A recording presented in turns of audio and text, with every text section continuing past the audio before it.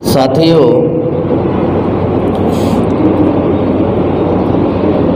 वर्तमान में जो देश के हालात और परिस्थिति बहुत ही गंभीर है और देश बहुत ही विकट परिस्थिति से गुजर रहा है और ऐसे स्थिति में जो संगठन इस मूल निवासी बहुजन समाज की हजारों सालों की गुलामी खत्म करने का जो अभियान पिछले 45 साल से बामसेब के माध्यम से चल रहा है, तो उसमें भी बड़े पैमाने पर चढ़ाव और उतार आ रहे हैं। साथियों, सबसे पहले मैं आप लोगों को ये बताना चाहता हूँ कि मैं बामसेब संगठन से कैसे जुड़ा, कैसे आया। 1999 में मैं सबसे पहले कम्युनिस्ट मूवमेंट में था, CPI-ML में काम करता था, जिनको कम्युनिस्ट पार्टी ऑफ इंडिया माओवादी और लेनिनवादी कहते हैं।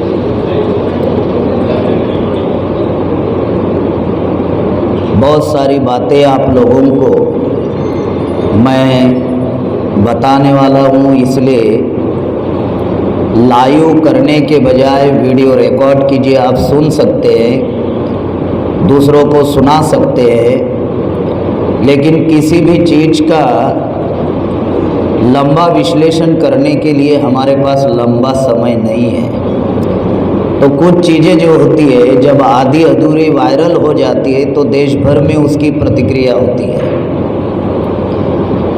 और आप लोगों ने ही मुझे प्रेम कुमार गेड़ाम बनाया, आप ही लोगों ने बनाया ना। तो आधी अधूरी जानकारी लोगों के पास प्रोवाइड करने के बजाय मैं संक्षिप्त में कुछ बातें आप लोगों को बताना चाहता हूँ। तो जिनको CPI-ML करते हैं, स्टूडेंट ऑर्गेनाइजेशन में, छात्र मूवमेंट में मैं इस आंदोलन से जुड़ा, जिनको आज वर्तमान में नक्सलवादी कहते हैं। पहले CPI-M था, फिर बाद में CPI-M और CPI-L ये अलग अलग कार्य करते थे। 2004 में फिर CPI-ML बना। तो 2003 तक मैं इस मोमेंट में रहा। नेशनल पार्क का व्यक्ति हूँ, जो महाराष्ट्र में नेशनल पार्क ताड़ोबा करके है, बहुत फेमस है ताड़ोबा नेशनल पार्क, जिस पार्क की साल की रेवेन्यू 40 करोड़ रुपया है और फॉरेनर्स बड़े पैमाने पर आते हैं टाइगर देखने के लिए। उस जंगल में पैदा हुआ पला बड़ा व्यक्ति हूँ। और जब फॉरेनर को टाइगर दिखाई नहीं देते हैं तो फिर ट्राइबल की फ़ोटो खींचकर फॉरेनर चले जाते, खुश हो जाते, टाइगर अगर दिखाई नहीं दिया तो नेशनल पार्क में कोर जोन और बफर जोन होता है। कोर जोन का अर्थ होता है जंगल में रहने वाले गाँव, और बफर जोन मतलब जंगल के बाहर के गांव जो करीबन 5 किलोमीटर के दूरी पर होते हैं। तो मैं कोर जोन में जन्मा, जहां पर 40 साल तक लाइट नहीं थी, रोड नहीं था। तथाकथित आज़ादी के 75 साल में 40 साल तक रोड और लाइट भी नहीं थे, स्कूल नहीं थी। जंगल में कहाँ स्कूल रहती है। तो माँ बाप अनपढ़ थे, उन्होंने मुझे पढ़ाया। मैं PG का स्टूडेंट हूँ, मेरा PG हुआ है, पोस्ट ग्रेजुएट।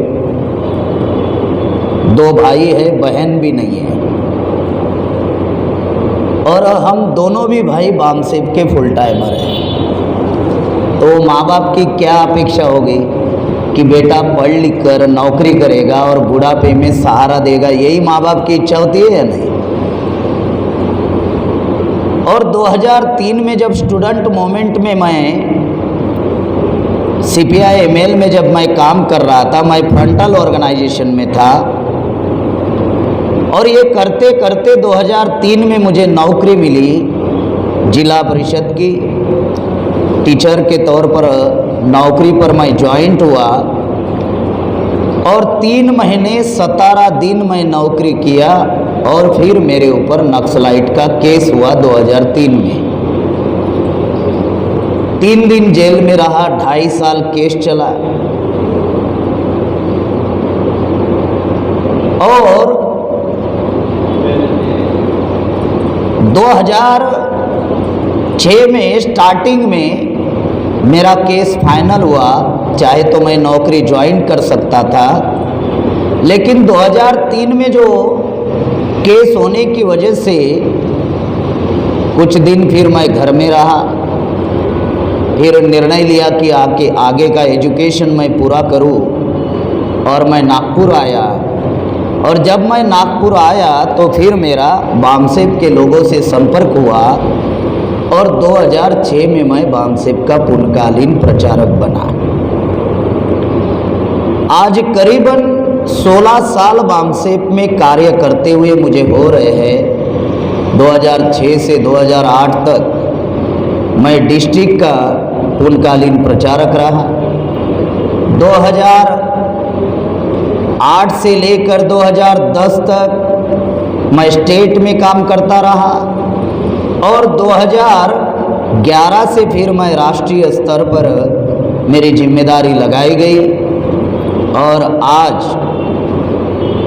2011 से करीबन मैं 32 स्टेट ऑल इंडिया के और 300-325 जिला में मेरे कार्यक्रम हुए हैं। जो यहाँ पर बामसेप के जितने भी हमारे कार्यकर्ता हैं सब लोग मुझे जानते हैं। कुछ नए लोग आए होंगे तो शायद उनको ये जानकारी नहीं होगी। मैं इसलिए नहीं बता रहा हूँ कि मैं कितना मेहनत किया, त्याग किया या कितना बड़ा व्यक्ति हूँ, इसलिए नहीं बता रहा हूँ। हर व्यक्ति कहीं ना कहीं जुड़ा हुआ होता है। पैदा होता है तो माँ बाप से जुड़ा हुआ होता है, कहीं ना कहीं जुड़ा हुआ होता है हर व्यक्ति। लेकिन वो लोग जब बामसेप से जुड़ते हैं तो सबसे पहले बामसेप का उद्देश्य देखते हैं, बामसेप की विचारधारा देखते हैं, बामसेप की पॉलिसी देखते हैं और बामसेप इस संगठन को जो आगे लेकर जा रहा है उस नेतृत्व का त्याग और समर्पण देखते हैं। आज 1978 से लेकर आज 2022 चल रहा है, करीबन 45-46 साल हो रहे बामसेप को। और इतिहास अगर आप लोग बामसेप का जानोगे, थोड़ा ढूंढोगे, तो ये 40 साल में बामसेप ने ऑब्जेक्टिव को लेकर किसी भी प्रकार का कोई कॉम्प्रोमाइज नहीं किया है। आइडियोलॉजी को लेकर हम लोगों ने किसी भी प्रकार का कोई कॉम्प्रोमाइज नहीं किया है। जैसे बहन जी ने किया, उत्तर प्रदेश में बहन मायावती जी ने विचारधारा में मिलावट की, आंदोलन को सरेंडर कर दिया। कितना सरेंडर किया? तो काशीराम साहब का आंदोलन डायरेक्ट ब्राह्मणों के चरणों में लाकर रख दिया, इतना सरेंडर किया। ऐसा बामसेप ने आइडियोलॉजी के साथ में बामसेप ने कभी कॉम्प्रोमाइज नहीं किया। जो पॉलिसी हम लोगों ने बनाई वो पॉलिसी को लेकर हम लोगों ने किसी भी प्रकार का कोई कॉम्प्रोमाइज नहीं किया। दुनिया में लोगों को संभालने के लिए सिद्धांत तो छोड़ देते हैं, वामन मेश्राम साहब ने लोगों को संभालने के लिए सिद्धांत छोड़े हुए नहीं है। आप लोगों को संभालने के लिए अगर सिद्धांत की बलि देते हो तो गारंटी नहीं है कि जिस व्यक्ति को संभालने के लिए आपने सिद्धांतों को बलि दिया जरूरी नहीं कि वो व्यक्ति जिंदगी भर आपका साथ दे, फिर वो व्यक्ति भी साथ छोड़ देगा। सिद्धांत तो आपने पहले ही छोड़ दिया, तो आपके पास में बचेगा क्या? अगर सिद्धांत आपके पास रहे तो आप नए नए लोगों को तैयार कर सकते हैं। नेचर का रूल है कि पतझड़ में पत्तियां झड़ते रहती है और नई नई पत्तियां आते रहती है। उसी प्रकार से संगठन में भी लोग आते हैं और लोग जाते हैं। अगर मैं सवाल पूछूं कि 45 साल से अगर कोई यहाँ पर बैठा हुआ कहेगा हाथ ऊपर करके कि मैं 45 साल से बामसेप का काम कर रहा हूं, है इस हॉल में बैठा हुआ कोई? नहीं है। 5 साल, 10 साल, 15 साल, 20 साल, 25 साल, मदाराम जी बराबर है, बहुत हो गए 25 साल राजस्थान के लिए। कोई ये नहीं कह सकता कि मैं 45 साल से बामसेप का काम कर रहा हूं, क्योंकि 45 साल से बामसेप में काम करने वाले अब सिर्फ 2 ही लोग bचे हुए हैं, एक डीडी अंबादे सर और दूसरे वामन मेश्राम साहब। सिर्फ 2 ही लोग बचे हुए हैं, डीडी अंबादे साहब और वामन मेश्राम साहब।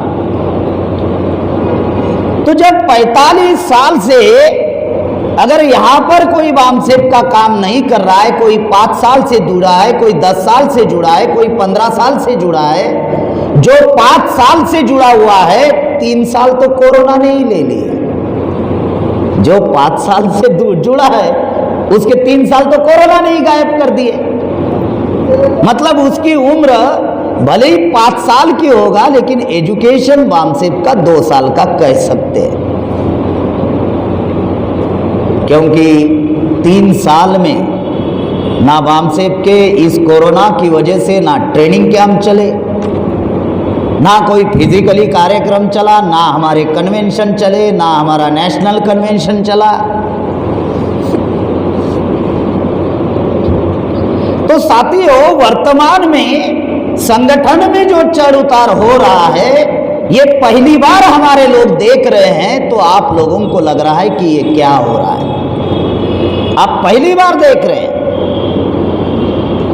लेकिन बामसेप में ये चढ़ाव उतार सिर्फ पहली बार नहीं हुए हैं। 2022 में बामसेप में चढ़ाव उतार 1984 से होते आ रहे हैं। जब जब संगठन मास बेस बनने की कोशिश की, जब जब संगठन अपने समाज को कमांडिंग में लाने की कोशिश की, पावर स्ट्रक्चर में आने की कोशिश की, तब तक इस देश में ब्राह्मणों ने संगठन को खत्म करने का प्रयास किया, तहस नहस करने का प्रयास किया। इस देश में वर्तमान में जो 3.5% जो अल्पसंख्य जो ब्राह्मण हैं, संख्या में 3.5% हैं, लेकिन शासन प्रशासन में आज 82% उनकी हिस्सेदारी है। 82% शासन प्रशासन में। शेड्यूल कास्ट भारत में 15% है, शासन प्रशासन में 11.9% है। मतलब शेड्यूल कास्ट का भी अभी तक रिजर्व कोटा पूरा नहीं हुआ संख्या के अनुपात में। आदिवासी भारत में 7.5% है, शासन प्रशासन में सिर्फ 4.3% है। मतलब आदिवासी का भी रिजर्व कोटा पूरा नहीं हुआ। ओबीसी भारत में 52% है और शासन प्रशासन में ओबीसी 5.2% है। 5.2%, 52% है। ये 1931 का आंकड़ा है और 16 नवंबर 1992 को ओबीसी के विरोध में जजमेंट आया। 27% रिजर्वेशन दिया गया 27%, 52 को 27 दिया लेकिन 27 भी ना मिले, इसलिए ओबीसी को क्रीमीलेयर लागू किया, जिस वजह से 5.2% आज वर्तमान में ओबीसी है। क्षत्रियों का भी हिस्सा पूरा नहीं हुआ, वैश्यों का भी हिस्सा पूरा नहीं हुआ। जो परिस्थिति आपको बता रहे, अब मेरे पास जो आंकड़ेवारी है कि वैश्य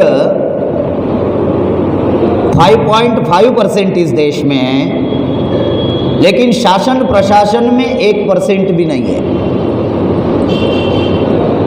क्षत्रियों का जो आंकड़ा हमारे पास जो है, जो क्षत्रिय है, विलास खराज जी ने जो किताब लिखी, उन क्षत्रियों की बात मैं नहीं कह रहा हूं। वो क्षत्रिय तो अलग अलग राज्यों में अलग अलग कैटेगरी में है।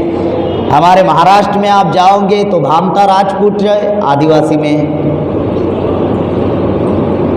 तो अलग अलग राज्य में, कुछ राज्य में ओबीसी में हो सकता है, कुछ राज्यों में ट्राइब में हो सकता है, कुछ राज्यों में अन्य समुदाय में हो सकता है। मैं उस मूल निवासी क्षत्रियों की बात नहीं कह रहा हूं।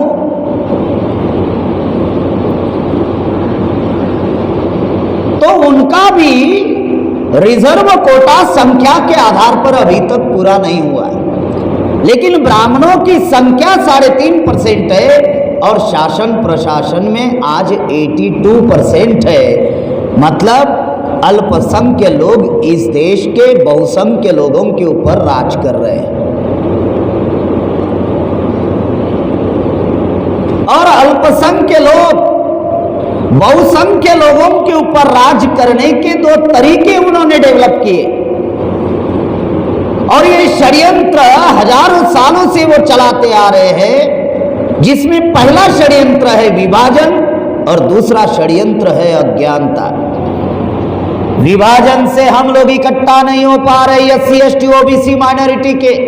पहला विभाजन वर्ण व्यवस्था बनाई, वर्ण व्यवस्था में हमको शूद्र अति शूद्र बनाया। दूसरा विभाजन जाति व्यवस्था, जिसमें 6743 जाति के टुकड़े किए। हम जातियों में बटे हुए लोग नहीं, बांटे हुए लोग हैं। तीसरा विभाजन जातियों में क्रमिक असमानता बनाई, जिस वजह से उच्च नीचता निर्माण हुई।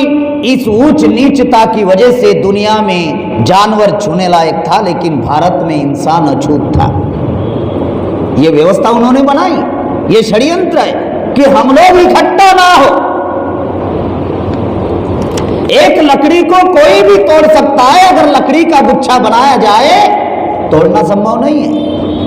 उन्होंने विभाजन जो ये षड्यंत्र कर रहे हैं, आज भी कर रहे हैं। हम इकट्ठा ना हो इसलिए मुसलमानों को टारगेट किया जाता है, लेकिन निशाना मुसलमान नहीं होता, एससी एसटी ओबीसी होता है। हिंदू मुसलमान का फसाद किया जाता है। बामसेप ने 45 साल में इतना परिवर्तन लाया कि आज फसाद करने के लिए उनको मैन पावर नहीं मिल रहे हैं। उन्होंने हिजाब का मामला खड़ा किया, शिवलिंग का मामला खड़ा किया, मस्जिद के साउंड उतारने का मामला खड़ा किया। लोग ही नहीं मिल रहे। क्यों नहीं मिल रहे? जागृति की वजह से। जो जागृति लोगों में आई,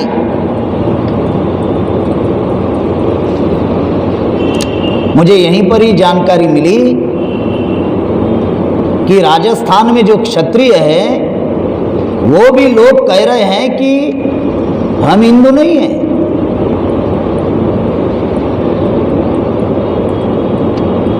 क्योंकि हिंदू नाम का कोई धर्म ही नहीं। ये मोहन भागवत कह रहा है कि हिंदू नाम का धर्म नहीं, मोहन भागवत कह रहा है, मैं नहीं। स्वामी दयानंद सरस्वती ने तो कहा, लेकिन वर्तमान में मोहन भागवत कह रहा है कि हिंदू नाम का धर्म नहीं है। इस देश में ब्राह्मण धर्म है, लेकिन वो अगर ब्राह्मण प्रचार करेंगे ब्राह्मण धर्म कह के, तो वो सफल होने वाले नहीं है। इसलिए ब्राह्मण, अल्पसंख्य ब्राह्मण बहुसंख्य बनने के लिए हिंदू का मुखवटा वो ले लेते हैं और हम SC ST OBC माइनॉरिटी को हिंदू बना लेते हैं। तो जागृति इतनी बड़े पैमाने पर आई कि आज उनको मैन पावर नहीं मिल रहा है। महाराष्ट्र में राज ठाकरे ने अल्टीमेट दिया कि 3 तारीख को अगर सरकार ने अगर साउंड नहीं उतारे तो 4 तारीख हमारी, लोग ही नहीं मिले उतारने के लिए। जो परिस्थितियां बता रहा हूं, वो कोशिश कर रहे हैं, झगड़ा लगाने की कोशिश कर रहे हैं। लेकिन साथियों, वर्तमान में बामसेप ने 45 साल में जो SC ST OBC और माइनॉरिटी में सोशल पोलराइजेशन का जो आंदोलन चलाया, इस देश में 2 प्रकार की लड़ाई चल रही है। एक है रिलीजियस पोलराइजेशन, जिसको धार्मिक ध्रुवीकरण कहते हैं। धार्मिक ध्रुवीकरण का आंदोलन इस देश में कांग्रेस, BJP, RSS, विश्व हिंदू परिषद, बजरंग दल के लोग चला रहे हैं। धार्मिक ध्रुवीकरण से हिंदुत्व मजबूत करते हैं। अगर हिंदुत्व मजबूत होगा तो हमारी गुलामी दीर्घजीवी होगी, क्योंकि हिंदुत्व का ठेकेदार SC ST OBC नहीं है, हिंदुत्व का ठेकेदार ब्राह्मण है। इस देश में मजे की बात यह है कि OBC का भारत के किसी भी बैंक में अकाउंट ही नहीं है। अब जिसका अकाउंट होगा पैसे उसके ही खाते में जाएंगे ना। हाँ, साला अकाउंट ही नहीं है। अकाउंट क्यों नहीं है? गिनती नहीं है। गिनती होगी तो अकाउंट होगा।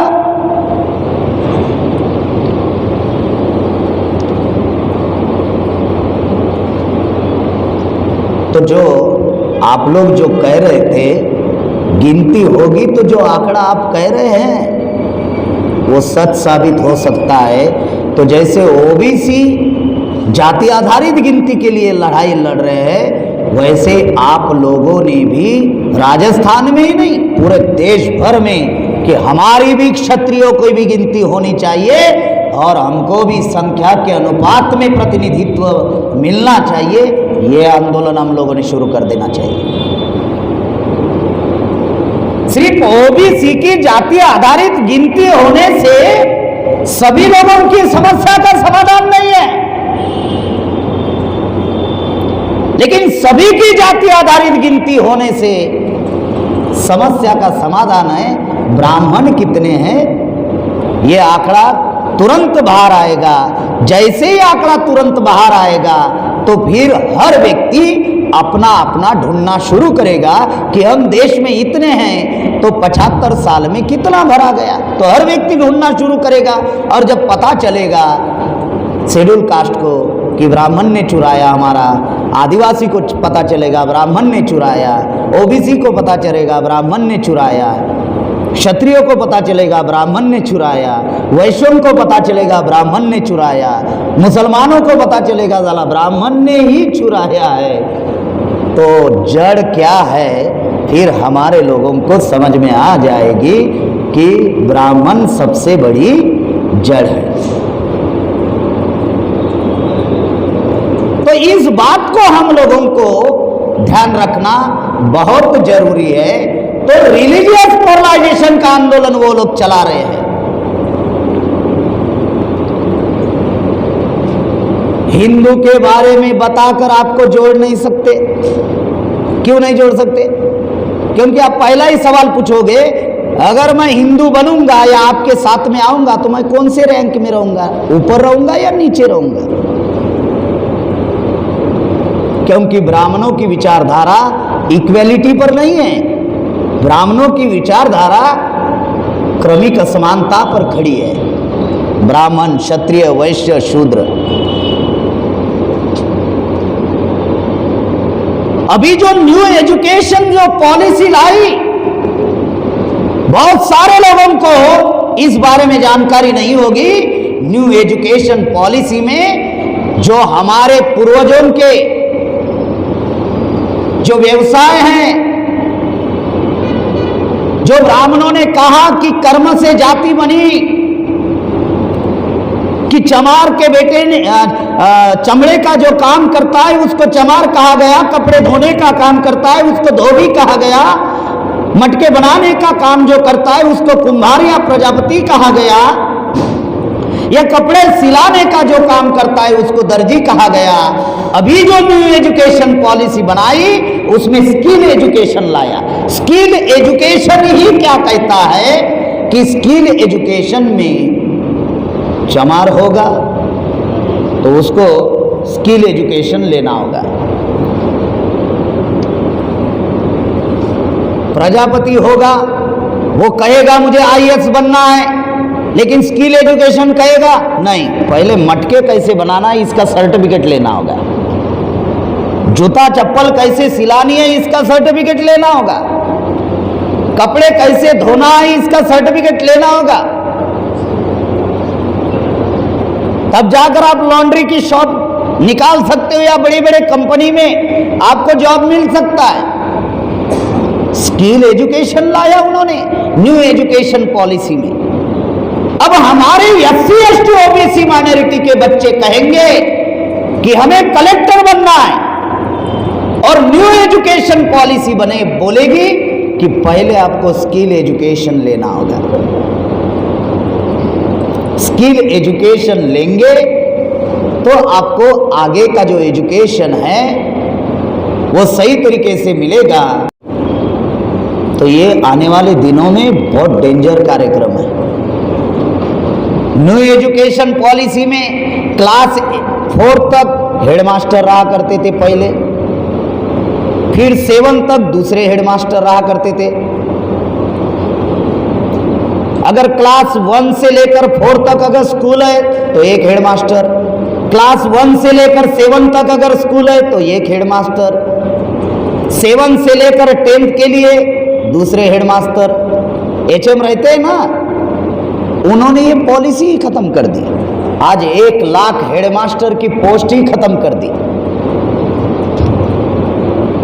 अभी क्लास 1 से लेकर 4 तक नहीं, डायरेक्ट 1 से लेकर डायरेक्ट उधर 10 से 1 से 12 तक एक ही हेडमास्टर। इंडिया टुडे में न्यूज छपकर आई, 1 लाख हेडमास्टर की पोस्ट न्यू एजुकेशन पॉलिसी ने खत्म की, और आने वाले दिनों में हमारे समाज में कोई आईएएस, आईपीएस, आईएफएस, आईआरएस कोई पैदा ना हो, इसीलिए स्किल एजुकेशन लाए।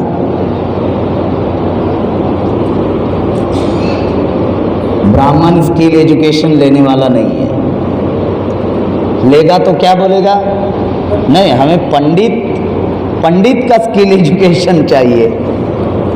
अगर चमार का बच्चा पंडित के स्कूल एजुकेशन के लिए एप्लीकेशन करेगा रिजे, और ब्राह्मण एप्लीकेशन करने वाला नहीं है, इधर मटके बनाने के लिए एप्लीकेशन करने वाला नहीं है।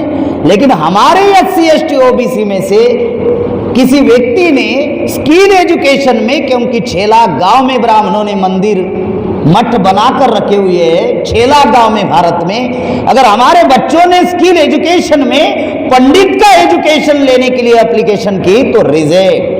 राष्ट्रपति को घुसने नहीं दिया ओडिशा के जगन्नाथपुरी के मंदिर में, तो उससे बड़ी औकात है क्या हमारे समाज की?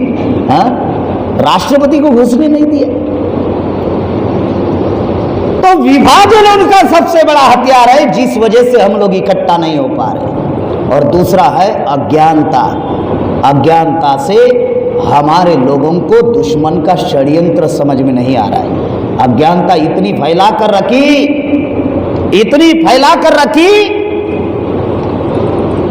कि सच क्या है और झूठ क्या है, सही क्या है और गलत क्या है, यह हमारे समाज को समझ में नहीं आ रहा है।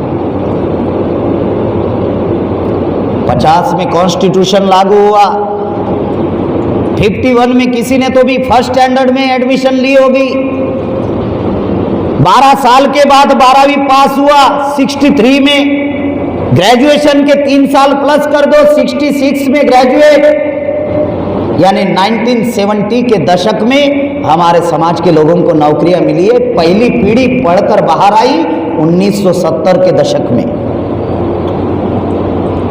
आजाद भारत की पहली पीढ़ी 1970 के दशक में पढ़कर बाहर आई, और जब दूसरी पीढ़ी पढ़कर 90 के दशक में जब बाहर आई तो डायरेक्ट एलपीजी लाया, लिबरलाइजेशन, प्राइवेटाइजेशन, ग्लोबलाइजेशन, नौकरियां खत्म कर दी। आज हम हायर एंड प्रोफेशनल एजुकेशन नहीं ले सकते। शिक्षा इतनी महंगी कर दी कि साधारण आदमी अपने बच्चों को डॉक्टर, वकील, इंजीनियर, प्रोफेसर नहीं बना सकता। एमबीबीएस बनाना है तो 50 लाख रुपए फीस है। एमडी, एमएस बनना है तो आज 1 करोड़ 2 करोड़ रेट चल रहा है। कहां से बनाएगा साधारण आदमी? ये परिस्थितियां साथियों निर्माण हुई है। इस बात को हम लोगों को ध्यान में रखना होगा। अज्ञानता इतनी फैलाई है कि एक समूह को हजारों साल पहले जंगल की ओर खदेड़ दिया, जो शिक्षा, ज्ञान, विज्ञान, कंप्यूटर ज्ञान, ट्रांसपोर्टिंग सिस्टम, दूरसंचार साधनों से उनको हजारों साल से दूर रखा। जिनके बुद्धि का अभी तक विकास नहीं हुआ, वो आदिवासी समाज जिनका अभी तक सिविलाइजेशन नहीं हुआ। देश आज़ादी को 75 साल हो गए, तथाकथित आज़ादी को, और नरेंद्र मोदी जी कहते हैं डिजिटल इंडिया। ये डिजिटल इंडिया 4-5 साल पहले एक वीडियो वायरल हुआ था व्हाट्सएप पर। कुछ महिलाएं मंदिर में पूजा करने के लिए जा रही थी। अब मंदिर के सामने मंदिर व्यवस्थापन कमेटी ने कंगारू का डस्टबिन रखा। अब डस्टबिन का काम है कूड़ा कचरा जमा करना।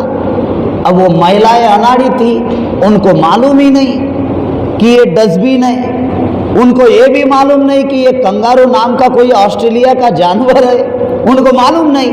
उनको लगा जैसे शंकर जी के सामने जैसे नंदी रखा रहता है, उनको लगा कि ये भी कोई नया भगवान मार्केट में आया होगा। तो महिलाएं पहले कंगारू के डस्टबिन की पूजा करती थी और बाद में फिर मंदिर में जाती थी। ऐसा एक वीडियो वायरल हुआ। अज्ञानता का बात बता रहा। तो 3.5% अल्पसंख्यक लोग आज अगर बहुसंख्य लोगों के ऊपर राज कर रहे, तो ये 2 षड्यंत्र है। एक है विभाजन और दूसरा है अज्ञानता। इस वजह से हम लोग जो है इकट्ठा नहीं हो पा रहे। जो बात आप लोगों को बताई जा रही बहुत गंभीर बात है, इकट्ठा नहीं हो पा रहे। और जब बामसेप ने इस मूल निवासी बहुजन समाज को इकट्ठा करने का जब काम बामसेप ने शुरू किया, तो बहुत सारे चढ़ाव उतार बामसेप में आए। को तोड़फोड़ करने का प्रयास इस देश में किया गया। गोलवलकर ने एक किताब लिखी, बंच ऑफ थॉट। गोलवलकर जो है आरएसएस का सरसंघ चालक था,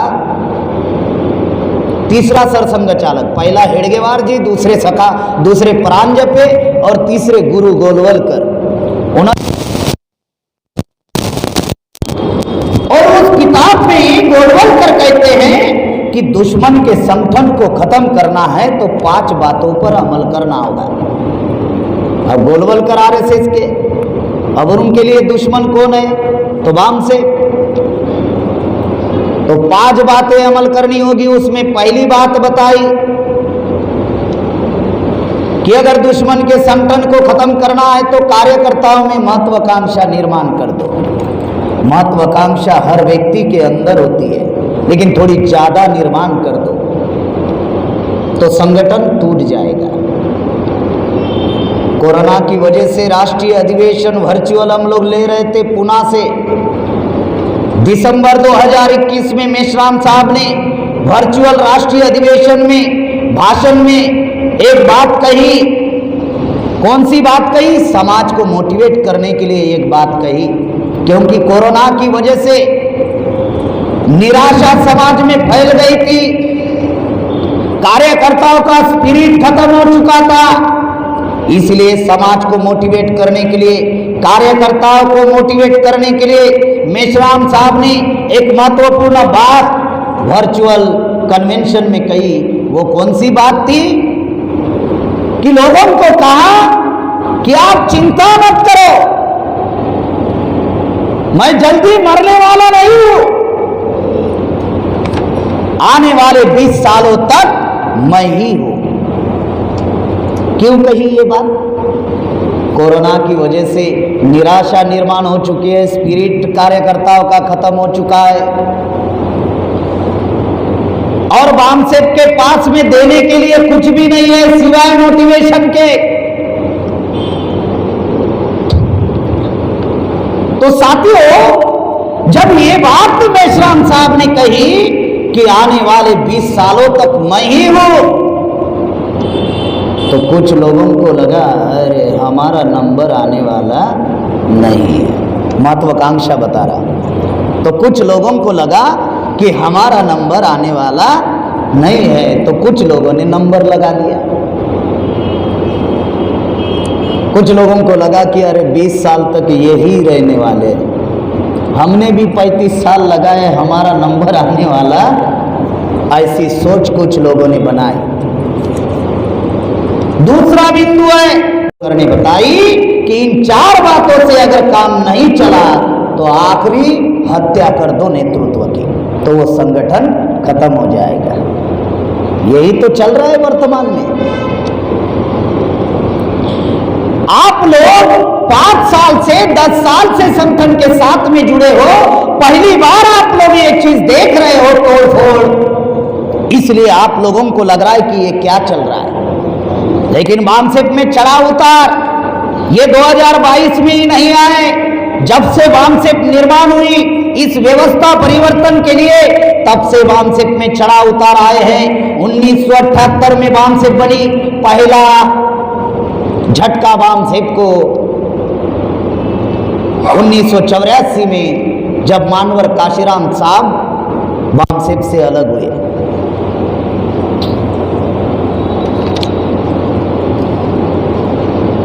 खापर्डे साहब और दीना भाना जी नौकरी करते थे, अपने कमाई का जो भी पैसा था काशीराम साहब के ट्रैवलिंग के ऊपर खर्चा करते थे। काशीराम साहब पूरे देश भर घूमते थे, तो जनता काशीराम साहब को जानती थी, खापर्डे साहब को नहीं जानती थी। बहुत खास बात बता रहा, मैं कंपेयर नहीं कर रहा हूं, मैं आपको कुछ तथ्य बता रहा हूं, क्योंकि आप पहली बार देख रहे हो। इसलिए मेश्राम साहब पहली बार देख नहीं रहे, 45 साल से देख रहे हैं और इलाज भी करते आ रहे हैं।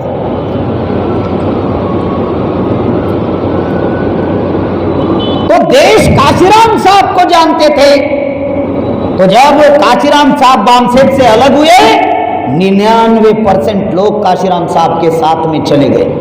99%। और समझने के लिए, एक फिल्म होती है, एक फिल्मों का हीरो होता है और एक डायरेक्टर होता है। डायरेक्टर कितने लोगों को मालूम होता है? होता है क्या मालूम? नहीं होता है।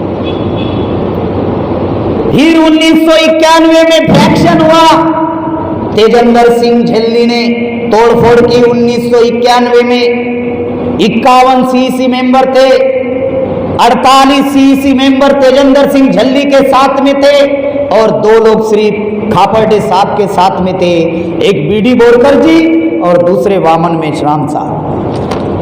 48 लोग